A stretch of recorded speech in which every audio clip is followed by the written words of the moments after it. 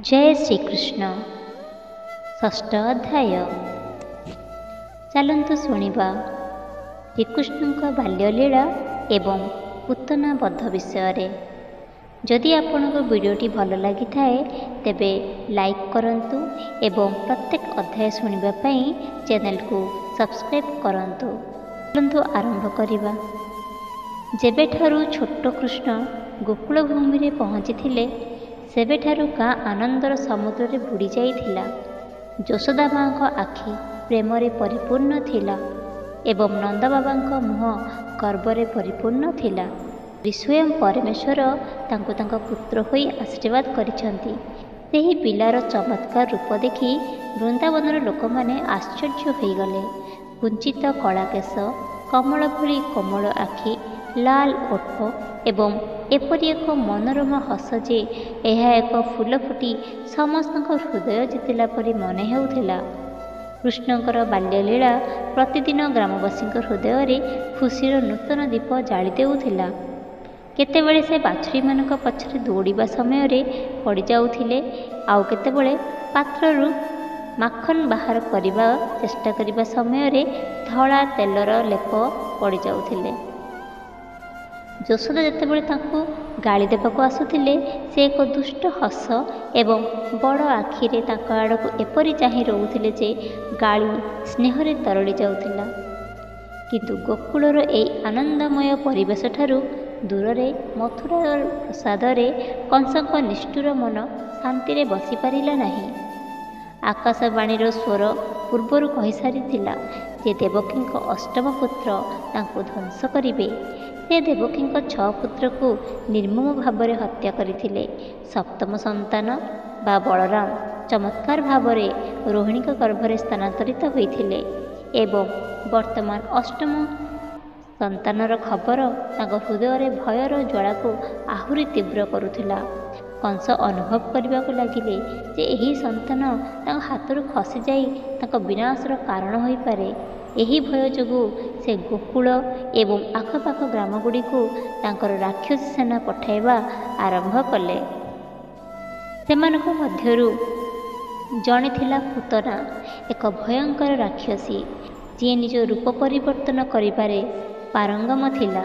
तांको आखिरे छलना थिला, तांको हृदय रे निष्ठुरता थिला एवं केवल गोटिए लक्ष्य थिला कंसर मृत्युर कारण हेबाकु थिबा शिशु को हत्या करिबा।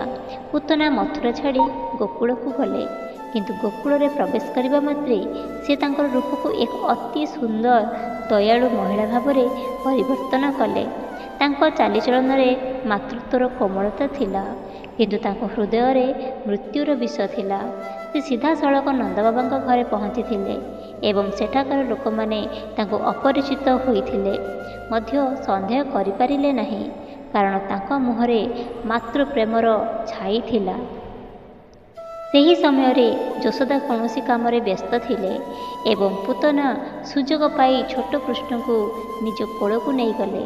तांकर योजना थिला तांको स्तन रे थिबा घातक विष को खुआई शिशु को हत्या करिबा। से कृष्ण को निज कोल को नहीं तांको स्तन्यपान कराइबार अभिनय कले, किंतु विष मिश्रित क्षीर तांको ओठ को स्पर्श करिबा मात्रे खेल आरंभ हैला। श्रीकृष्ण तांकर कोमल किंतु दिव्य शक्ति सहित केवल क्षीर नुहे बरं पूतनार जीवन को मध्य शोषिबा आरंभ कले। पूतनार भयर एक लहरी खेलीगला। से जंत्रणा रे छटपट हेबाकु लागिले एवं तांकर प्रकृत राक्षसी रूप प्रकाश पाइबाकु लागिला। लंबा कला शरीर, विशाल दांत, लाल आखि एवं भयंकर शब्द, समग्र गोकुल रे कोलाहल सृष्टि होईगला। लोक माने कौन घटुची ता देखिबा पई दौड़ी आसिले। पूतना चित्कार करी कृष्ण को मुक्त करने को चेष्टा कले, किंतु छोट कृष्ण को ऊपर थिबा कब्जा कौनसी विश्व शक्तिर कब्जा परी थिला, जहाको भांगी पारिला नाही। शेषे एक भयंकर चित्कार सहित पूतना भूसी पड़िले। तांकर विशाल राक्षस शरीर गोकुलर भूमि रे विस्तारित होईगला एवं लोकंक हृदय भय पूर्ण होईगला।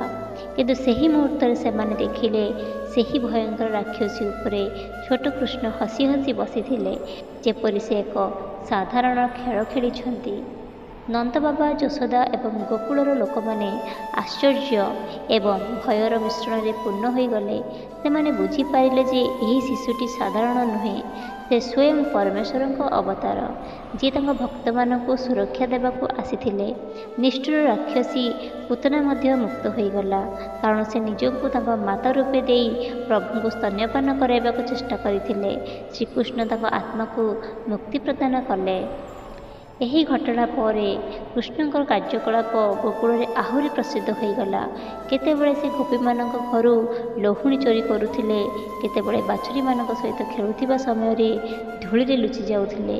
କିନ୍ତୁ ପ୍ରତ୍ୟେକ ଥର ତାଙ୍କ ନାଟକରେ କିଛି ଦିବ୍ୟ ସଂକେତ ଲୁଚି ରହୁଥିଲା ଯେ ସେ କେବଳ ଯଶୋଦାନନ୍ଦଙ୍କ ପୁତ୍ର ନଥିଲେ, ବରଂ ସମଗ୍ର ସୃଷ୍ଟିର ରକ୍ଷକ ଥିଲେ।